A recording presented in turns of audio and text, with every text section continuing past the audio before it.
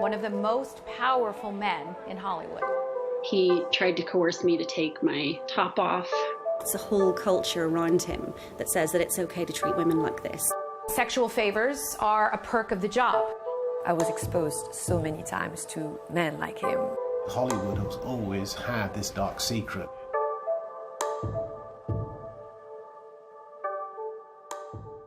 He was one of the most powerful men in cinema, but his spectacular fall from grace has exposed one of the biggest scandals in Hollywood's history. With 6 Best Picture Oscars to his name, Harvey Weinstein's influence on modern cinema has been immense, but now blown apart by an investigation by the New York Times that's exposed what was really going on behind the scenes. One of the first women to speak out on camera was a former Fox News reporter. He cornered me in this vestibule and leaned in and tried to kiss me, which I immediately rebuffed and said, whoa, whoa, whoa. I had no idea that that's what this was. He blocked the entrance or exit for me and said, well, then just stand there and be quiet. I had no idea what was going to happen, and it happened very quickly, and he immediately exposed himself. Then the New Yorker published even more serious allegations. An Italian actress alleged Weinstein forcibly performed a sex act on her. She and 2 other women also claimed he raped them. Weinstein strenuously denies any non-consensual sex. You needed 2 reputable institutions like the New York Times and the New Yorker that had the resources and the inclination to push for this, for it to happen. There are people in LA and in New York who had heard and knew about some of this, but they needed people on the record, and they needed to nail the stories before they could ever publish them. When you've got a factual story and build up, much evidence behind it, very much like MP scandals in this country, it takes real diligence and journalistic skill to get the heart of that story and make it in such a way that some lawyer can't threaten a news organisation with a hefty fine. Then came claim after claim. Some of Hollywood's biggest stars who've now gone on the record to say they too had endured humiliating experiences, including in some cases horrifying assaults. All say they were intimidated into staying silent. On Twitter, actress Rose McGowan accused him of rape, saying she was paid $100,000 to keep quiet. Gwyneth Paltrow says she was petrified when in her 20s he tried to kiss her in a hotel room and asked for a massage. Cara Delevingne said he trapped her in a room and forced her to kiss him. Romola Garai said she was horrified when at 18 a casting for Weinstein to personally approve her turned out to be alone with him in his hotel bedroom. And Angelina Jolie says a bad experience she had with the producer when she was starting out is the reason she's never worked with him since.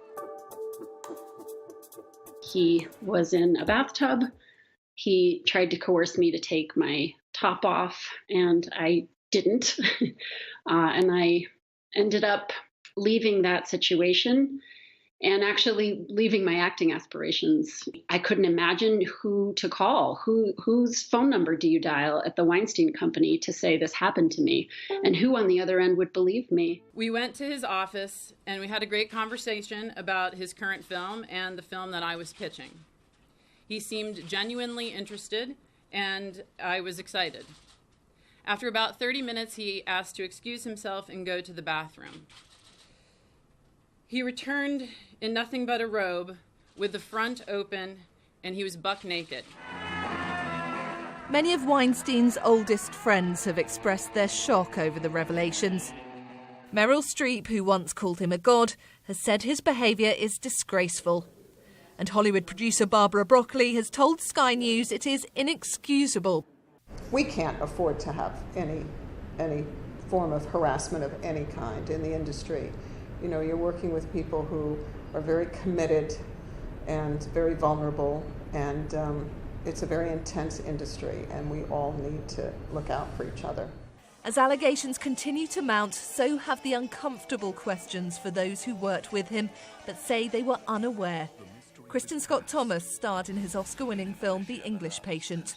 I'm just saddened and appalled by what I hear. Never witnessed anything, but saddened and appalled. There's also been a focus on Hollywood's men to speak out. My heart goes out to anyone who suffered through that kind of abuse and experience, and I hope it sheds a light on the issue, and people, don't continue to abuse their position of power, and people aren't manipulated into situations they don't want to be a part of. There have been a lot of people who have come forward and had to be really brave and saying some very personal things, and I think all of those things need to be respected and seen all the way through.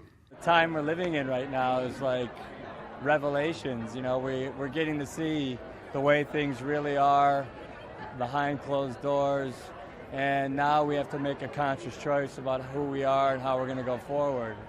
And I think the only way to do that is for us to know exactly what's happening. He helped make some of the most critically acclaimed movies in modern cinema.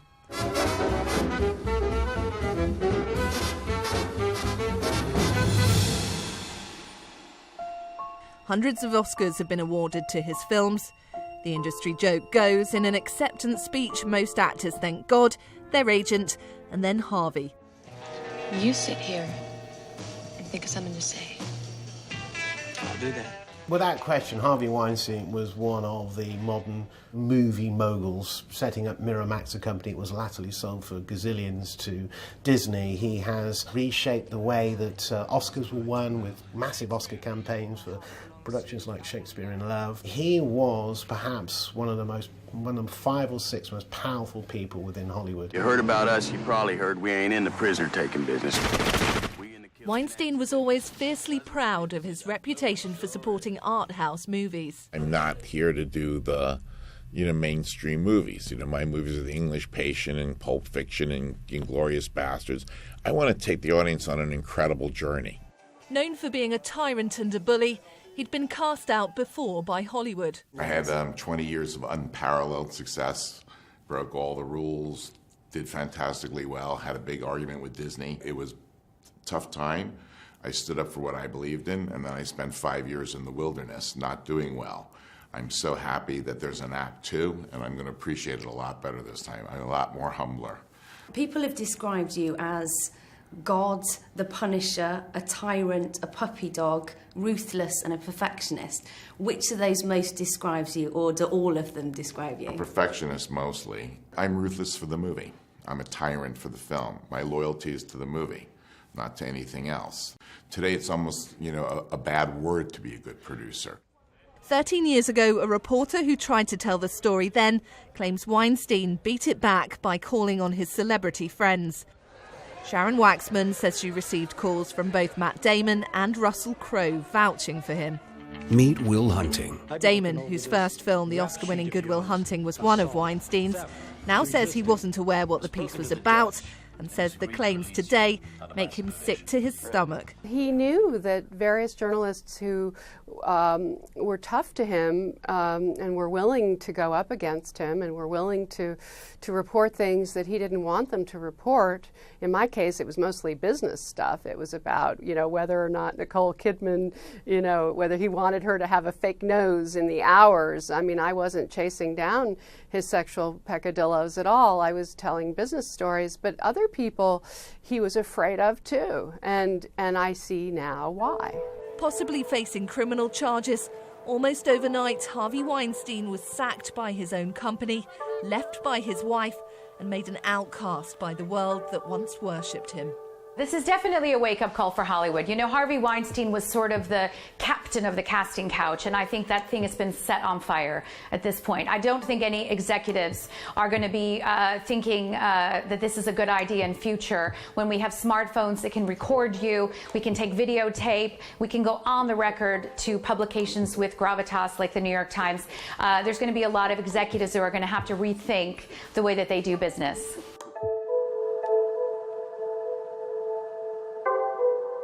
He blocked the entrance or exit for me and said, well, then just stand there and be quiet. He returned in nothing but a robe with the front open, and he was buck naked. He tried to coerce me to take my top off. He immediately exposed himself. The allegations made against Harvey Weinstein take us back to the not-so-golden age of Hollywood.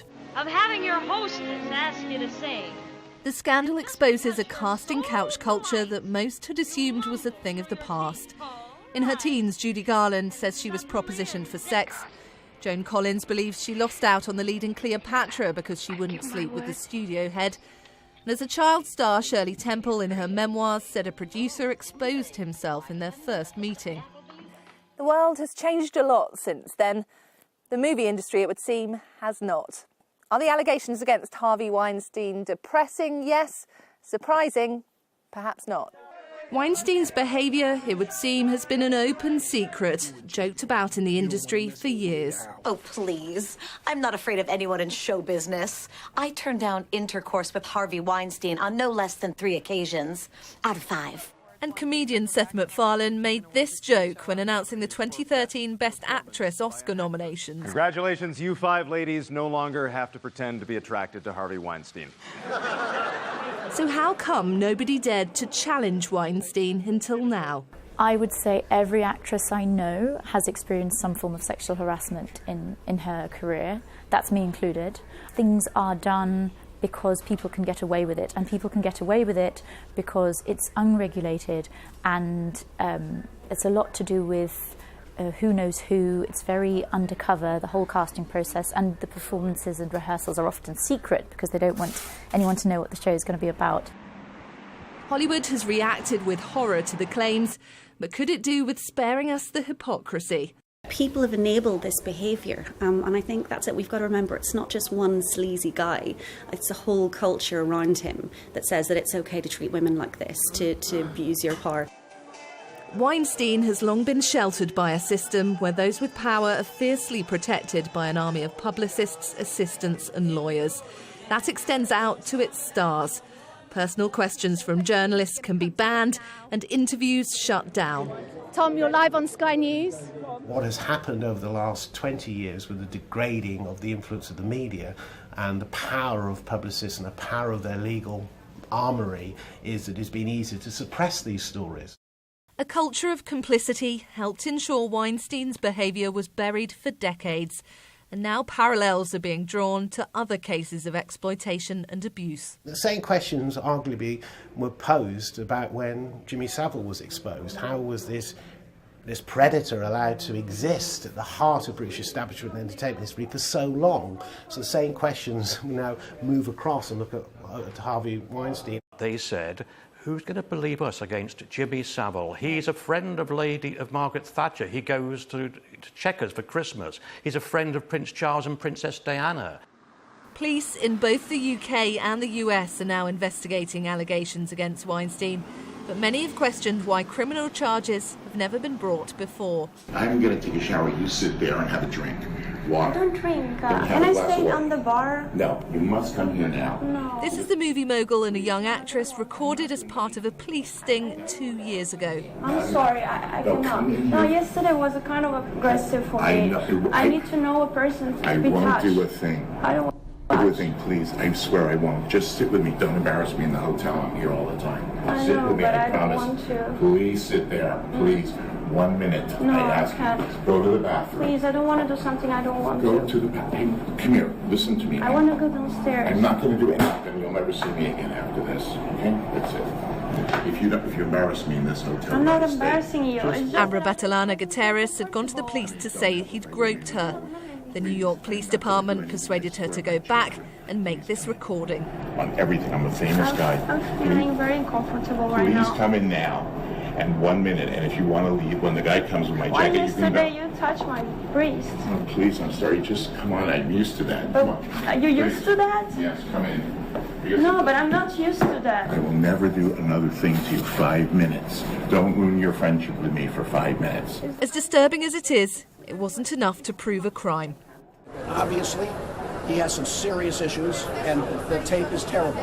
But I, as DA, have to be guided by the evidence and the elements of the crime and my experts in the office. And if I stop being guided by any of those things and start being guided by outside influences, whether it's money or whether it's public opinion, Ben, I'm not doing my job. There's no sign of the Weinstein name anymore at the Los Angeles branch of the empire he built. His lawyers acknowledge financial payments were made to settle claims made against him, but with no admission of liability.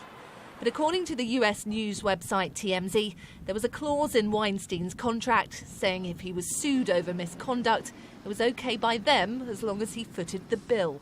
A complaint is possibly made, and in walks a lawyer with a bag of cash or a checkbook and buys that person's silence. Unless there's absolute proof, in this case the New York Times going on the record with people like Ashley Judd, I don't think that people can necessarily make a case, especially when someone has a high-powered team of lawyers that are going to threaten you with very ugly lawsuits and all kinds of legal dramas. People are reluctant to put their neck on the line when you're dealing with someone who has so much more power and influence and money than you do. His wife has left him. He's been fired by his own company. BAFTA revoked his membership. The Academy branded him repugnant, with Downing Street suggesting he could be stripped of his honorary CBE. There's long been a power nexus between the entertainment industry, Hollywood, and politics. And, of course, Harvey Weinstein was a major donor to the Democratic Party and supported the campaigns of the Obamas and before that. He has a huge amount of power. Don't underestimate just where, his black book or who he could pick up the phone to. He could pick up the phone to the President of the United States. President Trump was quick to respond to the harassment allegations breaking. I've known Harvey Weinstein for a long time. I'm not at all surprised to see it. Hillary Clinton has vowed to give the donations Weinstein made to her Democratic campaign to charity. And Barack Obama said in a statement that any man who degrades women in such a fashion needs to be condemned regardless of wealth or status. A man who had the power to make or break the career of a number of very talented actors. A man who used that power in a disgusting and immoral way. It's long past time for the powerful men in Hollywood to speak up, to be strong enough to say something, because silence is complicity. Silence is consent. As everything Weinstein once held dear has come crashing down around him, it's exposed a much wider problem that many women working in Hollywood say is endemic. The hope is this will mark a turning point. Everybody knew about it. Even me as a young actress being in LA, everybody knew about it. I heard so many horrible stories. And now, I started as a child actor, and truly I was exposed so many times to men like him. Unless also we draw meaningful lessons from it and look at where this sort of endemic degradation and violence is coming from, and this entitlement and this privilege, then no, there won't be long-term change. But we can all do that. Here is a man who has been pulled down. It's probably one of the greatest producing movie icons who is now absolutely grovelling for sanity in the gutter. But never say never, Hollywood is famed for its comebacks. Roman Polanski's rape conviction hasn't stopped him making movies. And Mel Gibson was once cast out of Hollywood for his anti-Semitic rants and domestic abuse charges, but just this year he was Oscar nominated. And it seems the fallout from this isn't just limited to Weinstein's reputation. The very next day, after going on Twitter to slam Weinstein over the allegations, Ben Affleck made an apology of his own for groping an MTV presenter years ago. It seems much of the industry turned a blind eye to Harvey Weinstein's behaviour. Even his own response has been criticised for failing to recognise the true magnitude of the allegations against him. He's claimed the rules were different in the 60s and 70s, and with rehab, he hopes he can get better. That's angered some who say he shouldn't be seeking people's pity, claiming he has a sex addiction. He should be charged for being a sexual predator. I do not think that Harvey Weinstein understands or comprehends how much pain and suffering this brings to me and scores of other women. The window to end the soul-crushing behavior of sexually harassing women is only now just recently opened. Everybody's feeding like a flock of vultures on the Harvey Weinstein corpse as it sort of, disintegrates, and they're looking for other people now. That's the thing. Who else has this sort of unacceptable behaviour, this, is clearly abusing their stature and their power? Who else will be having a restless night's sleep tonight?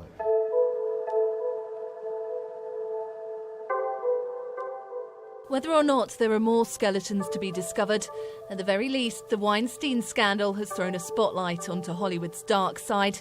Could it be the momentum needed to root out the toxic behaviour that's been happening behind the scenes for good?